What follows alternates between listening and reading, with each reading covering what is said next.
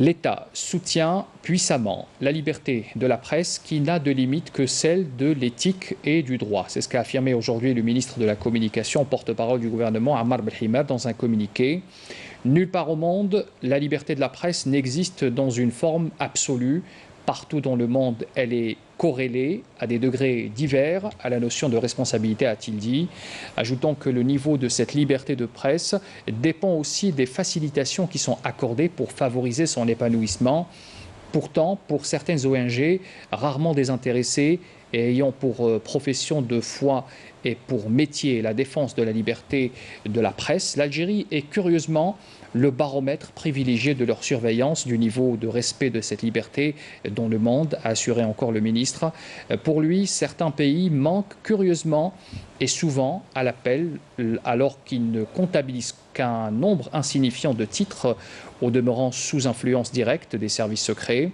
On y voit, et toujours avec l'effet de loupe et l'effet d'optique, que les insuffisances et les entraves objectives et subjectives, rarement pour ne pas dire jamais, les facteurs favorables à son développement et son épanouissement, a-t-il encore observé.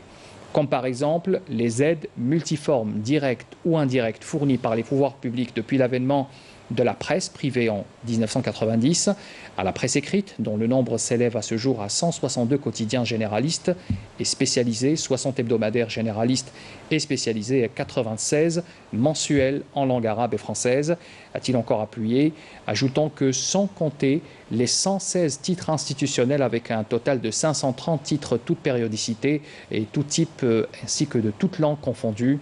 l'État, au-delà des lois du marché, a fait le choix de ne pas étouffer les journaux lourdement endettés et a même continué à les soutenir au même titre que les autres journaux en leur accordant le bénéfice de la publicité publique dans le seul but de laisser vivre ou survivre la presse nationale et de ne lui faire subir que la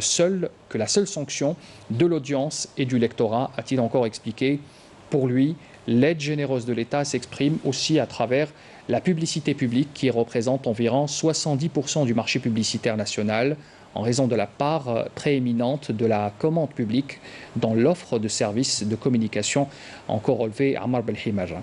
En dépit de cet état de fait déplorable, l'État, via l'agence nationale ANEP, qui est actuellement en cours de reprise en main, d'assainissement et de relance économique, a continué à maintenir la presse publique et privée sous perfusion financière, dans l'unique objectif de ne pas compromettre leur existence et leur permettre de jouer le rôle d'espace de service public et de contribution au pluralisme et à la culture démocratique, a-t-il fait encore savoir. Cette aide polymorphe de l'État, a-t-il relevé, certaines ONG comme l'organisation RSF française ne la voient pas ou feignent de l'ignorer,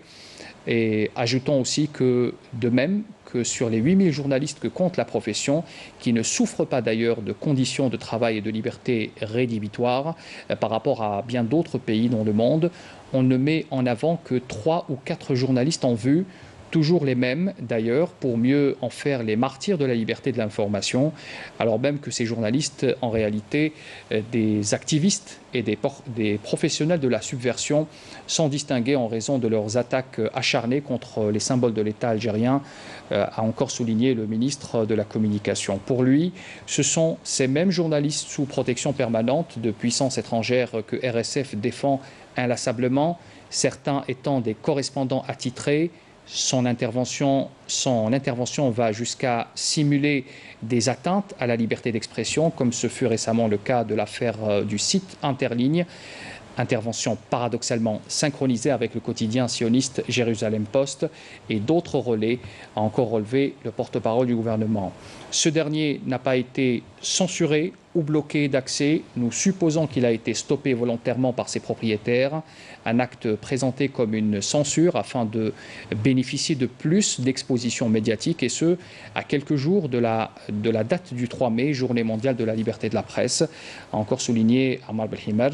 Il a ajouté que cette stratégie d'association avait pour seul but de faire profiter la marque Interligne d'une grande exposition médiatique dans les parutions de presse et sur les réseaux sociaux. Cette technique marketing connue a-t-il affirmé, dont la profession se base sur l'incrémentation